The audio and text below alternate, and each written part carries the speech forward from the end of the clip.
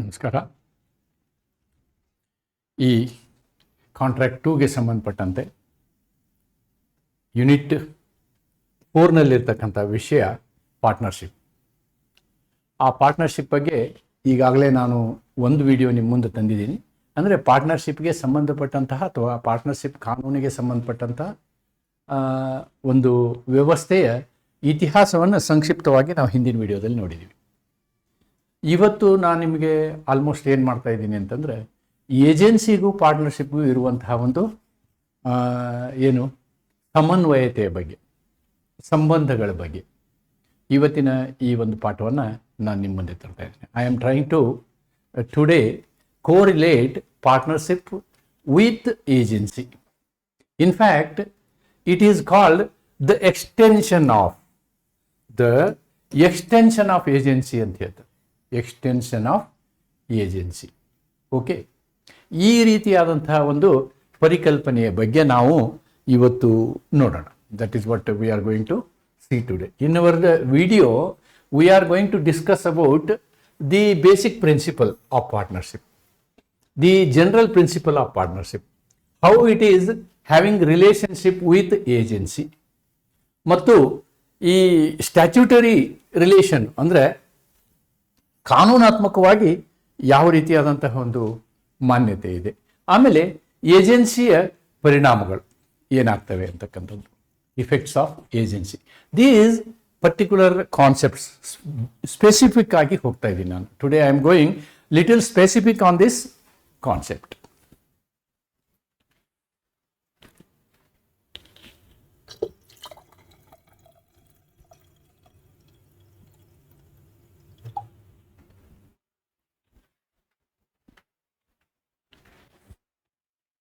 Okay, let us see one by one.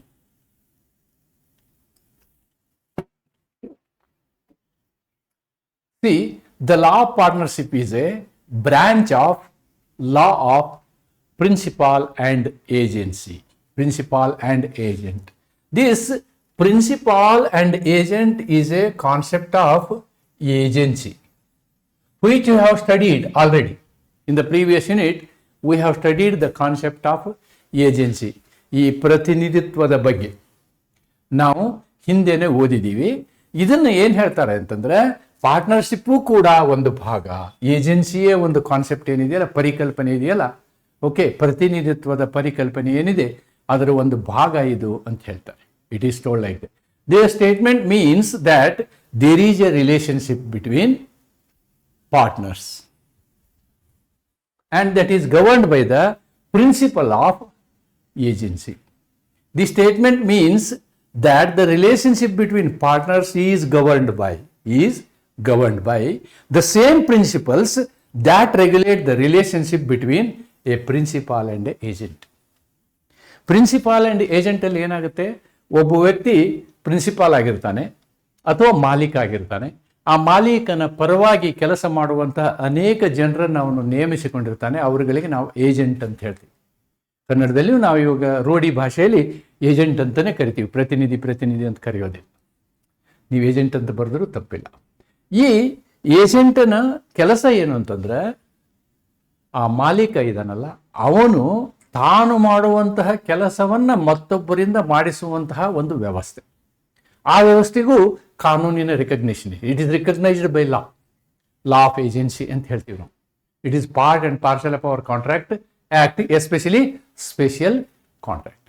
ಆದರೆ ಇಲ್ಲಿ ನಾನು ಏನು ಹೇಳಕ್ಕೆ ಹೊರಟಿದ್ದೀನಿ ಅಂತಂದರೆ, ಈ ಪಾಲುಗಾರಿಕೆ ಅಂತ ಏನು ಹೇಳ್ತೀವಿ ನಾವು, ಪಾಲುಗಾರಿಕೆಯೂ ಕೂಡ ಅಥವಾ ಸಹಭಾಗಿತ್ವ ಅಂತಕ್ಕಂಥದ್ದು ಕೂಡ ಇದು ಒಂದು ಏಜೆನ್ಸಿಯ ರೂಪ ಅನ್ನುವುದನ್ನು ಹೇಳ್ತೀವಿ. ಏಜೆನ್ಸಿಯಲ್ಲಿ ಇರ್ತಕ್ಕಂಥ ಕಾನೂನಿನ ಕಟ್ಟಳೆಗಳೇನಿದ್ದಾವೆ, what are the rules and regulations, ಅವುಗಳನ್ನು ಅದೇ ಥರನಾಗಿ ನಾವೇನು ಮಾಡ್ತಾ ಇದ್ದೀವಿ ಅಂದರೆ ಪಾರ್ಟ್ನರ್ಶಿಪ್ಪಲ್ಲೂ ಉಪಯೋಗಿಸ್ತಾ ಇದ್ದೀವಿ. ಏಜೆನ್ಸಿಯ ವಿಷಯದಲ್ಲಿ ಯಾವ ರೀತಿ ಕಾನೂನುಗಳಿತ್ತೋ ಅದೇ ಕಾನೂನುಗಳು, ಅದೇ ತೆರನಾದಂತಹ ಕಾನೂನುಗಳು ಇಲ್ಲಿ ಇವೆ ಅನ್ನೋದನ್ನು ಇವತ್ತು ನಾವು ಇಣಿಕಿ ನೋಡುವಂತಹ ಒಂದು ಸಮಯ. That's what we are seeing here. ಅದಕ್ಕೆ ಇಲ್ಲಿ ಏನಾಗುತ್ತೆ ಅಂದರೆ, somewhere it is written in our partnership act. ಏನು ಬರೀತಾರೆ, every partner is in contemplation of law the general and accredited agent of the firm ಅಂತ ಹೇಳ್ತಾರೆ. The general and accredited agent of the firm, ಸಂಸ್ಥೆಯ ಸಾಮಾನ್ಯ ಮತ್ತು ಮಾನ್ಯವಾದ ಪ್ರತಿನಿಧಿಯಾಗಿರ್ತಾನೆ. ಯಾರು? ಪಾಲುದಾರ. ಪಾಲುದಾರ ಏನಾಗಿರ್ತಾನೆ? ಪಾಲುದಾರನು ಆ ಸಂಸ್ಥೆಯ ಪ್ರತಿನಿಧಿಯಂತೆ ಕೆಲಸ ಮಾಡುತ್ತಾನೆ. ಎಲ್ಲ ಪಾಲುದಾರರನ್ನು ಒಟ್ಟಾರೆಯಾಗಿ ನಾವೇನಂತೀವಿ? ಸಂಸ್ಥೆ ಅಂತ ಹೇಳ್ತೀವಿ, ಫರ್ಮ್ ಅಂತ ಹೇಳ್ತೀವಿ. ಪಾರ್ಟ್ನರ್ಶಿಪ್ ಫರ್ಮ್, ಪಾಲುಗಾರಿಕೆ ಸಂಸ್ಥೆ. Partnership firm. ಪಾರ್ಟ್ನರ್ಶಿಪ್ ಫರ್ಮ್ ಅಂತಂದ್ರೆ include all partners, includes all partners. ಅದಕ್ಕೆ ನಾವೇನಂತ ಕರಿತೀವಿ ಅಂತಂದ್ರೆ ಪಾರ್ಟ್ನರ್ಶಿಪ್ ಫರ್ಮ್ ಅಂತ ಕರಿತೀವಿ. ಓಕೆ. ಆದರೆ ಈ ಆಲ್ ಪಾರ್ಟ್ನರ್ಗಳಲ್ಲಿ ಒಬ್ಬ ಇಂಡಿವಿಜುವಲ್ ಅನ್ನು ತಗೊಂಡಾಗ A partner is agent of the firm, agent of the firm. ಇದು ಇಲ್ಲಿರ್ತಕ್ಕಂಥ ವ್ಯವಸ್ಥೆ.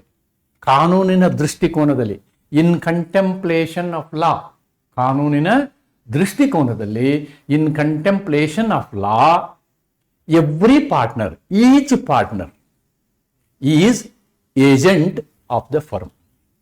All the partners together, it is a firm. It is a firm. Each partner can bind the firm and other partners by his acts done in the course of the business. ಈ ವ್ಯವಹಾರವನ್ನು ಮಾಡುವಂತಹ ಸಂದರ್ಭದಲ್ಲಿ ಒಬ್ಬ ಏಜೆಂಟನು ಮಾಲೀಕನನ್ನು ಕಾನೂನಾತ್ಮಕವಾಗಿ ಹೇಗೆ ಜವಾಬ್ದಾರಿ ಮಾಡ್ತಾನೋ ಹಾಗೆಯೇ ಕೂಡ ಒಬ್ಬ ವೈಯಕ್ತಿಕ ಪಾಲುದಾರ ಅವನು ಮಾಡುವ ವ್ಯವಹಾರದಲ್ಲಿ ಎಲ್ಲ ಪಾಲುದಾರರನ್ನು ಅದಕ್ಕೆ ಬಾಧ್ಯಸ್ಥನನ್ನಾಗಿ ಮಾಡ್ತಾನೆ, ಅಥವಾ ಇಡೀ ಫರ್ಮ್ ಅನ್ನು, ಸಂಸ್ಥೆಯನ್ನು, ಪಾಲುಗಾರಿಕೆ ಸಂಸ್ಥೆಯನ್ನ ಬಾಧ್ಯಸ್ಥನನ್ನಾಗಿ ಮಾಡ್ತಾನೆ. ಅವನ ಒಂದು ಕ್ರಿಯೆ, whatever he does is applicable to the firm, whatever a partner does is applicable to all the partners. It is as good as done by all the partners ಅನ್ನೋದು ಇದರ ಅರ್ಥ. Then partnership and agency relationship ನಾವು ನೋಡುವುದಾದ್ರೆ, if we want to see it, we can see it agency concept. What is agency? An agent is defined in section 182 of the act, Indian Contract Act 1872 ನಲ್ಲಿ 182 ನಲ್ಲಿ ನಾವು agent ಯಾರು ಅನ್ನೋದನ್ನ ವ್ಯಾಖ್ಯಾನಿಸಿದ್ದೀವಿ. ಏನು ಹೇಳ್ತೀವಿ ಅದಕ್ಕೆ?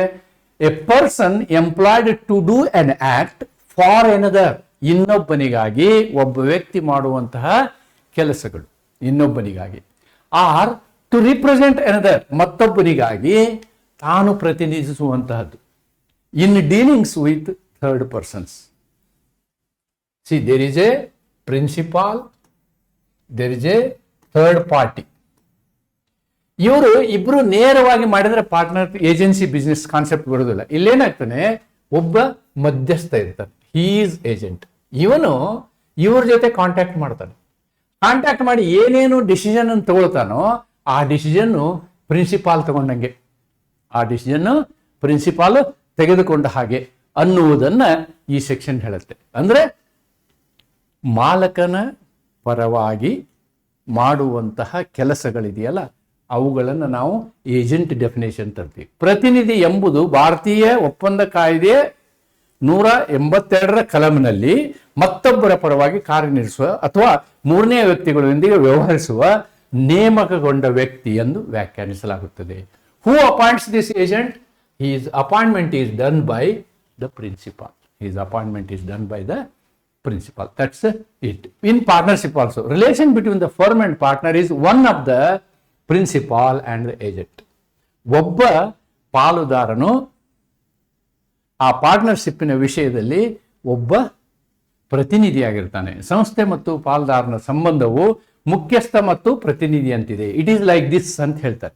The law of partnership is therefore an extension of law of agency.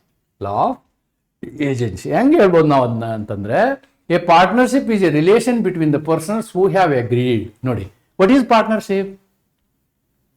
Partnership is nothing but one contract.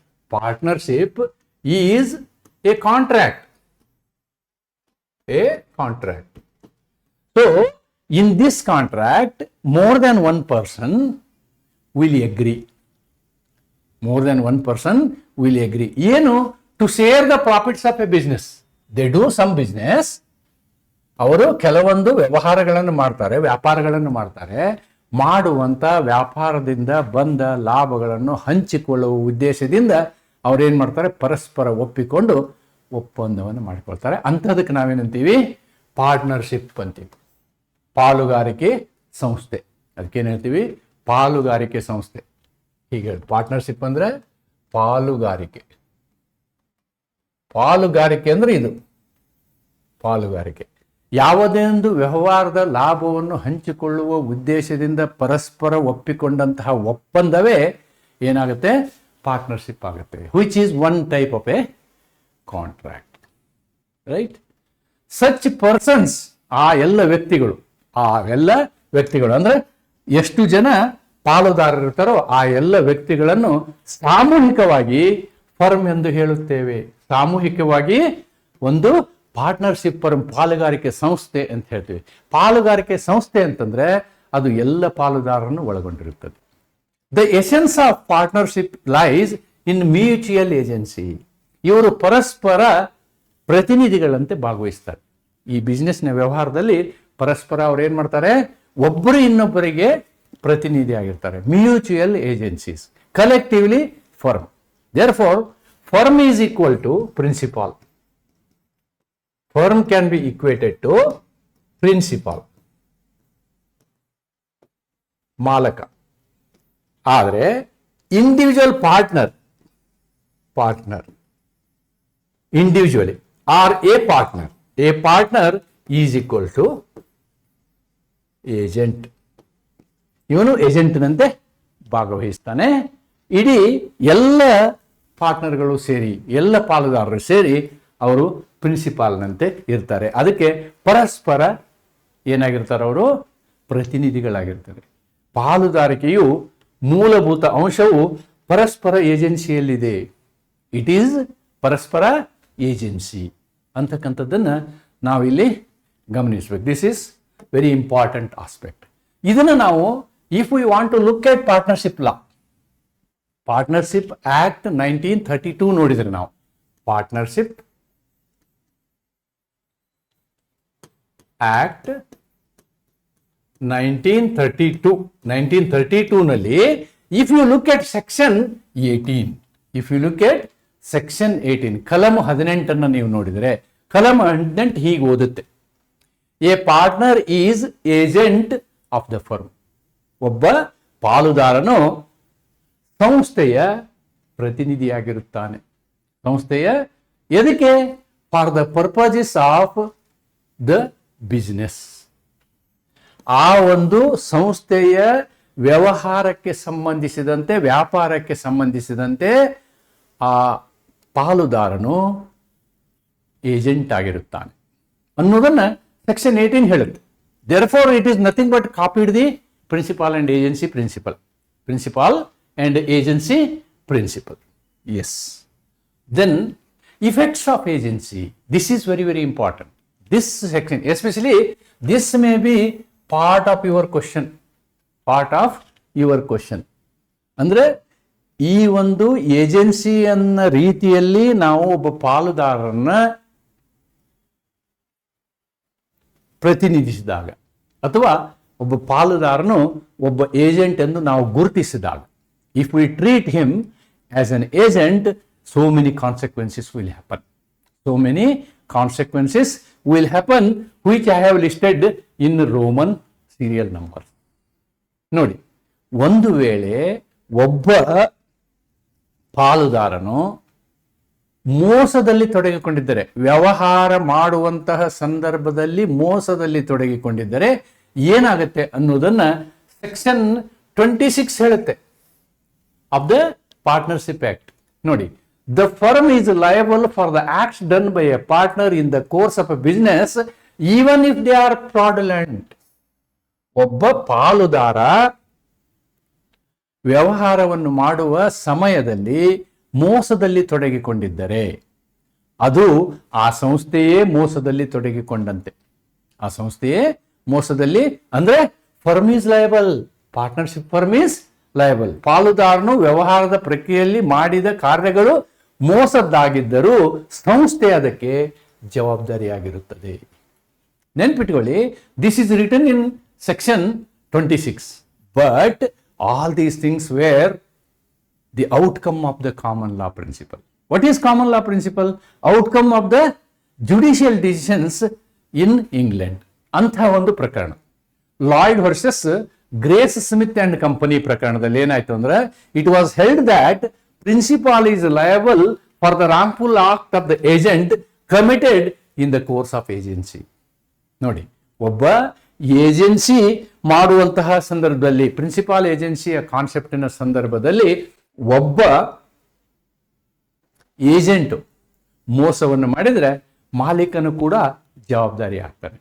ಆಮೇಲೆ ನಮ್ಮ ಸೆಕ್ಷನ್ 18 ಪ್ರಕಾರ, what is our section 18 says, 18 ಪ್ರಕಾರ ಪಾರ್ಟ್ನರ್ಶಿಪ್ ನಲ್ಲಿಯೂ ಪಾರ್ಟ್ನರ್ ಕೂಡ ಒಬ್ಬ agent. Therefore this particular case law is applicable to partnership also, and therefore this is incorporated in section 26. What is decided in this case is incorporated in our partnership act. ಪಾಲುದಾರಿಕೆಯ ಅಧಿನಿಯಮದಲ್ಲಿ ಈ ಒಂದು ತತ್ವವನ್ನು ಕಲಮು 26ರಲ್ಲಿ ಅಳವಡಿಸಲಾಗಿದೆ. ಏನ್ ಹೇಳುತ್ತೆ? States that the firm is liable for the wrongful acts of the partner done in the ordinary course of business. ಏನಾದರೂ ತಪ್ಪಾದ ಕೆಲಸಗಳನ್ನು ಪಾಲುದಾರನು ಮಾಡಿದರೆ ಯಾವ ಸಂದರ್ಭದಲ್ಲಿ ಮಾಡಬೇಕು? ಅವನು ವ್ಯವಹಾರದ ಸಂದರ್ಭದಲ್ಲಿ, ವ್ಯವಹಾರ ಮಾಡುವಂತಹ ಸಮಯದಲ್ಲಿ ಮಾಡಿದಂತಹ ಯಾವುದೇ ತಪ್ಪು ಅಪಕೃತ್ಯಗಳು, ಯಾವುದೇ ಅಪಕೃತ್ಯಗಳು, ಅಂತಹ ಅಪಕೃತ್ಯಗಳಿಗೆ ಸಂಸ್ಥೆಯೇ, ಪಾರ್ಟ್ನರ್ಶಿಪ್ ಫರ್ಮೇ ಹೊಣೆಗಾರಿಕೆ ಆಗುತ್ತದೆ ಅಂತಕ್ಕಂಥದ್ದನ್ನ ನಾವು ಸೆಕ್ಷನ್ ನಲ್ಲಿ ಹೇಳಿದ್ದೀವಿ. ಇದು it is nothing but a copy of the concept of principal and agency. Yes, second ನೋಡಿ, first condition is about fraud, second condition is about notice. About notice, ಯಾವುದೇ ಒಂದು ವಿಷಯದಲ್ಲಿ ನೀವು ನೋಟಿಸ್ ಕೊಟ್ರೆ, ನೋಟಿಸ್ ಅನ್ನ ಎಷ್ಟು ಜನ ಪಾಲುದಾರರು ಇರ್ತಾರೆ ಅದ್ರ ಯಾರಿಗೆ ಕೊಟ್ಟರು ಸಂಸ್ಥೆಗೆ ನೋಟಿಸ್ ಕೊಟ್ಟ ಹಾಗೆ, ಸಂಸ್ಥೆಗೆ ನೋಟಿಸ್ ಕೊಟ್ಟಾಗಿದೆ. ಅಂದ್ರೆ ಏನೋ ಒಂದು ಸಂಸ್ಥೆಗೆ ಒಂದು ಕಾಷನ್ ಕೊಡಬೇಕು, something has to be inform to that partnership firm. So ಈ ನೋಟಿಸ್, ಕೋರ್ಟೇ ನೋಟಿಸ್ ಕೊಡ್ತು ಅಂತ ಇಟ್ಕೊಳ್ಳಿ, ಕೋರ್ಟ್ ನೋಟಿಸ್ ಅನ್ನ ಒಬ್ಬ ಪಾರ್ಟ್ನರ್ ತಗೊಂಡ ಅಂತ ಇಟ್ಕೊಳ್ಳಿ. ಇದು ಅದರ ಅರ್ಥ ಏನು ಅಂತಂದ್ರೆ, ಕಾನೂನಿನ ದೃಷ್ಟಿಯಲ್ಲಿ ಅದು ಸಂಸ್ಥೆಗೆ ನೋಟಿಸ್ ಕೊಟ್ಟ ಹಾಗೆ ಅಂತ. Notice to an agent is treated as notice to the principal. This is the principal, this is the principal. ಇದು ನಮಗೆ ಎಲ್ಲಿ ಡಿರೈವ್ ಆಗಿದೆ?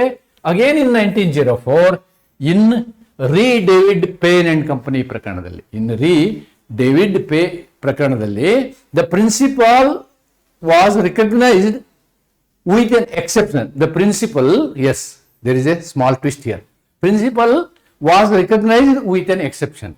ನೇರವಾಗಿ ಇದನ್ನು ಒಪ್ಪಿಲ್ಲ, there is some exception. Therefore, there are two cases. There are two cases. Second case, in Sharp versus Pye, 1868, 1904. It was held that if there is a fraud or collusion, the rule does not apply. The rule does not apply. ನೋಟಿಸಿನ ವಿಷಯದಲ್ಲಿ ಮೋಸ ಇದ್ರೆ ಅದು notice applicable ಆಗಲ್ಲ. ನೋಟಿಸದ ವಿಷಯದಲ್ಲಿ ಮೋಸ ಇಲ್ಲಂದ್ರೆ that is applicable, that is applicable. Okay, with an exception. ನೆನ್ಪಿಟ್ಕೊಳ್ಳಿ, ಎರಡೂ ಕೇಸ್ಗಳ ಒಂದು ತಿರುಳು ಏನು ಅಂತಂದ್ರೆ, there are partner A, partner B. Okay, a notice is given to partner A, notice, then it is as good as notice is given to the firm. Right? This is the general rule. This is the general rule. ಈ general rule ನಲ್ಲಿ ಒಂದು exception ಏನ್ ಮಾಡಿದ್ದಾರೆ ಅಂತಂದ್ರೆ, ಇಲ್ಲಿ ಈ notice ಕೊಟ್ಟವನು, notice is given by, let us assume that notice is given by C plus A, ಇಬ್ರು ಶಾಮೀಲಾಗಿದ್ರು ಅಂತ ಇಟ್ಕೊಳ್ಳಿ. ದೇರ್ ಇಸ್ ಎ ಕೊಲ್ಯೂಷನ್, ಇಬ್ರು ಶಾಮೀಲಾಗಿದ್ರು ಅಂತ ಇಟ್ಕೊಳ್ಳಿ. ಶಾಮೀಲಾಗಿದ್ದಾಗ ಏನಾಗುತ್ತೆ? ನೋಟಿಸ್ನ ವಿಷಯವನ್ನ ಅವನು ಬಿಗೆ ತಿಳಿಸದೆ ಹೋಗ್ಬೋದು, ಬಿಗೆ ತಿಳಿಸಿ ಹೋಗ್ಬೋದು. ಅಂಥ ನೋಟಿಸನ್ನು ಫರ್ಮಿಗೆ ಇರುವಂತಹ ನೋಟಿಸು ಅಂತ ನಾವು ಕನ್ಸಿಡರ್ ಮಾಡೋದಿಲ್ಲ. There should not be any collusion between the person who is issuing notice and a partner. ಒಬ್ಬ ಪಾಲುದಾರ ಮತ್ತು ನೋಟಿಸ್ ಕೊಡುವಂತಹ ವ್ಯಕ್ತಿ, ಇವರುಗಳ ಮಧ್ಯೆ ಏನಾದರೂ ಅನೈತಿಕ ಅನ್ನೋದಕ್ಕಿಂತ ಅವ್ಯವಹಾರಿಕವಾದಂತಹ ಸಂಬಂಧ ಇದೆ, ಕಾನೂನು ಬಾಹಿರವಾದಂತಹ ಸಂಬಂಧಗಳಿದ್ದು ನೋಟಿಸ್ ಕೊಟ್ಟಿದ್ರೆ ನಾವೇನ್ ಮಾಡ್ತಾನೆ, ನೋಟಿಸ್ ಮುಚ್ಕೊಂಡಿರ್ತಾನೆ. ಅಥವಾ ಸುಳ್ಳು, ಇಬ್ರು ಸೇರ್ಕೊಂಡು ಒಂದು ಸುಳ್ಳು ನೋಟಿಸ್ ಕೊಡ್ಬೋದು, ರೈಟ್? ಅಂತಹ ಸಂದರ್ಭದಲ್ಲಿ ಇದು ಅಪ್ಲೈ ಆಗೋದಿಲ್ಲ ಅನ್ನೋದನ್ನ ಇಲ್ಲಿ ಹೇಳಲಾಗುತ್ತೆ. Then disabilities of partner. ಮೂರನೇದು, ಎಂತಹ ಸಂದರ್ಭದಲ್ಲಿ ಪಾಲುದಾರನು ಅಸಮರ್ಥನಾಗಿರುತ್ತಾನೆ. An agent cannot deal on his own account in the business of agency. ನೋಡಿ, ಈಗ ಪ್ರಿನ್ಸಿಪಾಲ್ ಆ್ಯಂಡ್ ಏಜೆಂಟ್ ಬಿಸ್ನೆಸ್ ಮಾಡುವಾಗ, ಏಜೆನ್ಸಿ ಬಿಸ್ನೆಸ್ ಮಾಡುವಾಗ ಅವನು ಅದೇ ತೆರನಾದಂತಹ ಇನ್ನೊಂದು ಬಿಸ್ನೆಸ್ ನಾನು ಸ್ವಂತ ಮಾಡಕ್ಕೆ ಬರಲ್ಲ. ಫಾರ್ ಎಕ್ಸಾಂಪಲ್, ಈಗ there is a Coca-Cola agent. Coca-Cola agent Coca-Cola ಮಾರ್ಲಿಕ್ಕೆ ಇರ್ತಾನೆ ಅಂತ ಇಟ್ಕೊಳ್ಳಿ. ಆವಾಗ ಅವನು ಈ ಪೆಪ್ಸಿ ತಗೊಂಡ್ಬಂದು ಕೋಕೋಕೋಲಾ ಬದಲು ಪೆಪ್ಸಿ ಮಾರ್ತಾ ಇದ್ದ ಅಂತಂದ್ರೆ ತಪ್ಪದು. That is wrong. ಆ ಥರ ಮಾಡಲಿಕ್ಕೆ ಅವಕಾಶ ಇಲ್ಲ. Agent cannot deal with on his own account, ತಂದೆ ಅಕೌಂಟ್ನಲ್ಲಿ ವ್ಯವಹಾರ. ಫಾರ್ ಎಕ್ಸಾಂಪಲ್, ಪಾರ್ಟ್ನರ್ಶಿಪ್ ಫರ್ಮ್ ಅಲ್ಲಿ ಒಂದು ಯಾವುದೋ ಖರೀದಿ ಮಾಡುವಂತಹ ವಿಷಯ, ಹತ್ತಿ ಖರೀದಿ ಮಾಡುವಂತಹ ಒಂದು ಪಾರ್ಟ್ನರ್ಶಿಪ್ ಇತ್ತು ಅಂತ ಇಟ್ಕೊಳ್ಳಿ. They are buyers of cotton from the farmers. ಇವನೇನ್ ಮಾಡ್ತಾನೆ, ಒಂದು 100 ಕ್ವಿಂಟಾಲ್ ಹತ್ತಿಯನ್ನ ಫಾರ್ಮರ್ಸ್ ಕಡೆಯಿಂದ ಏಜೆಂಟ್ ಅಕೌಂಟಲ್ಲಿ ಪರ್ಚೇಸ್ ಮಾಡ್ತಾನೆ. ಇನ್ನೊಂದು 50 ಕ್ವಿಂಟಾಲು ತನ್ನ ಅಕೌಂಟಲ್ಲೇ ಪರ್ಚೇಸ್ ಮಾಡ್ತಾನೆ. ಆ 100 ಕ್ವಿಂಟಾಲ್ನಿಂದ ಅವನಿಗೆ ಒಂದು 10 ಕೋಟಿ ಲಾಭ ಆಯಿತು ಅಂತ ಇಟ್ಕೊಳ್ಳಿ. ಆಮೇಲೆ ಅವನು 50 ಕ್ವಿಂಟಾಲ್ ತಗೊಂಡ್ಬಂದಿರ್ತಾನೆ, ಅದರಿಂದ 5 ಕೋಟಿ ಲಾಭ ಆಗುತ್ತೆ. ಎರಡು ಹತ್ತಿಯನ್ನು ಖರೀದಿಸುವಂತ ವ್ಯವಹಾರವೇ. They are purchasing cottons. Okay, ಅಂದ್ರೆ ಅದೇ ವ್ಯವಹಾರ. ಇಂಥ ವ್ಯವಹಾರ ಮಾಡಿದಾಗ ಈ 15 ಕೋಟಿ ಉತ್ಪನ್ನವೂ ಕೂಡ, ಲಾಭವೂ ಕೂಡ ಅದು ಸಂಸ್ಥೆಯ ಲಾಭವಾಗುತ್ತದೆ. It belongs to the firm ಅನ್ನೋದನ್ನ ಈ ಹೇಳುತ್ತೆ. An agent cannot deal on his own account in the business of agency. Similarly, a partner must account for any personal profits derived from firm's business. ಇದೇ ಹೇಳಿದ್ನಲ್ಲ, personal profit ಇದ್ದಾಗ ಅದನ್ನು firm ಅಕೌಂಟಿಗೆ ಅವನು ಸೇರಿಸಬೇಕಾಗತ್ತೆ ಅಂತಕ್ಕಂಥ ಅರ್ಥವನ್ನ ಇದು ಕೊಡೋದು. ಇದು ಕೂಡ ಏಜೆನ್ಸಿಯ ಇನ್ನೊಂದು ಉದಾಹರಣೆ. Then fourth one, emergency.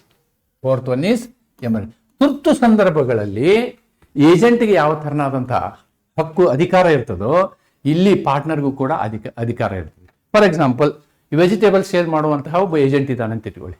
ಅವನು ಅವತ್ತು ಅದನ್ನು ಕಡಿಮೆ ರೇಟಿಗೆ ಮಾರದೆ ಹೋದ್ರೆ ಅದು ಕೊಳತು ಹೋಗ್ಬಿಡುತ್ತೆ. ಆ ಕಡಿಮೆ ರೇಟಿಗೆ ಮಾರುವಂತಹ ಅಧಿಕಾರವನ್ನ ಸ್ಥಳದಲ್ಲಿಯೇ ಅವನು ಏನ್ ಮಾಡ್ಬೋದು, ತಗೋಬಹುದು. ಅದಕ್ಕೆ ಎಮರ್ಜೆನ್ಸಿ ಪವರ್ಸ್ ಅಥವಾ ತುರ್ತು ಅಧಿಕಾರಗಳು ಅಂತ ಹೇಳ್ತೀವಿ. Section 21 of the partnership act gives partners authority to act in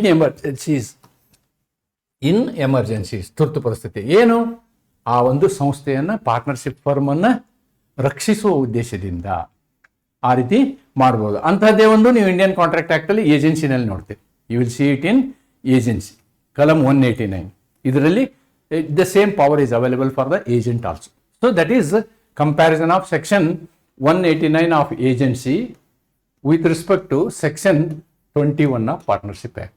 That's it. Then fifth one, holding out. This is another very interesting thing. Holding out. ಹೊರತೋರ್ಪಡಿಸುವಿಕೆ. What is holding out? ಕೆಲವೊಂದು ಕಡೆ problem ಏನಾಗುತ್ತೆ ಅಂತಂದ್ರೆ, ಇದು ನಾವು ಏಜೆನ್ಸಿಯಲ್ಲಿ ಕಲ್ತಿದ್ದೀವಿ. Some people behave that they are only the agents. They are only the owner. ಆ ಥರ ಬಿಹೇವ್ ಮಾಡ್ತಾರೆ. ಆ ರೀತಿಯಾದಂತಹ ಸಂದರ್ಭದಲ್ಲಿ right act deals with partnership by holding out. Partnership by holding out. A person who represents himself as a partner. ನಿಜವಾಗಿ partner ಅಲ್ಲ ಅವನು, ನಿಜವಾಗಿಯೂ ಪಾರ್ಟ್ನರ್ ಅಲ್ಲ, ಆದರೆ ಪಾರ್ಟ್ನರ್ ಥರ ಬಿಹೇವ್ ಮಾಡ್ತಾನೆ ಅಂತ ಇಟ್ಕೊಳ್ಳಿ. Then he is liable as a partner. He is liable as a partner. ಏನು ಹಿಂಗಂದ್ರೆ, there is a partnership of A and B. A and B, real partners. But there is a person C. C ಏನ್ ಮಾಡ್ತಾನೆ, ತಾನು he behaves behaves like A partner. ಇವನು ಕೂಡ ಒಬ್ಬ third party ಜೊತೆಗೆ, ಯಾರ ಜೊತೆಗೆ? ವಿತ್ ದ ಥರ್ಡ್ ಪಾರ್ಟಿ ಜೊತೆಗೆ ಇವನೇನ್ ಮಾಡ್ತಾನೆ? ಪಾರ್ಟ್ನರ್ ತರ ಬಿಹೇವ್ ಮಾಡ್ತಾನೆ, ಮೂರನೇ ವ್ಯಕ್ತಿ ಹತ್ರ. ಆವಾಗ ಅವನ ಒಂದು ವ್ಯವಹಾರದಿಂದ ಈ ಕಂಪನಿಗೆ ಒಂದು 300 ರೂಪಾಯಿ ಲಾಸ್ ಆಯ್ತು ಅಂತ ಇಟ್ಕೊಳ್ಳೋಣ. 300 rupees ಲಾಸ್ ಆದಾಗ ಅವನು ಕಂಪನಿಯ ರಿಪ್ರೆಸೆಂಟೇಟಿವ್ ತರ ಭಾಗವಹಿಸಿದ್ರಿಂದ ಈ ಲಾಸಿಗೆ ಅವನೇನಾಗ್ತಾನೆ? ಬಾಧ್ಯಸ್ಥನಾಗ್ತಾನೆ. ಅಟ್ಲೀಸ್ಟ್ 1/3 ಅವನು ತೆರಬೇಕಾಗ್ತದೆ. 3 ಜನ ನಾವು ಪಾರ್ಟ್ನರ್ ಅಂತ ತಗೊಂಡ್ರೆ, ಕನ್ಸ್ಟ್ರಕ್ಟಿವ್ ಪಾರ್ಟ್ನರ್ ಅಂತ ನಾವು ಸಿಗೆ ತಗೊಂಡ್ರೆ, ಆ 300 ರೂಪಾಯಿಯ ಲಾಸ್ಟ್ನಲ್ಲಿ 100 ರೂಪಾಯಿನ ಅವನು ಕೊಡ್ಬೇಕಾಗತ್ತೆ. ನೋಡಿ ಏನದು?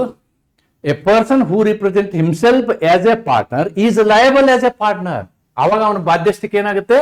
100 ರೂಪಾಯಿ ಬಾಧ್ಯಸ್ಥಿಕೆ ಅವನಿಗೆ ಬರ್ತದೆ.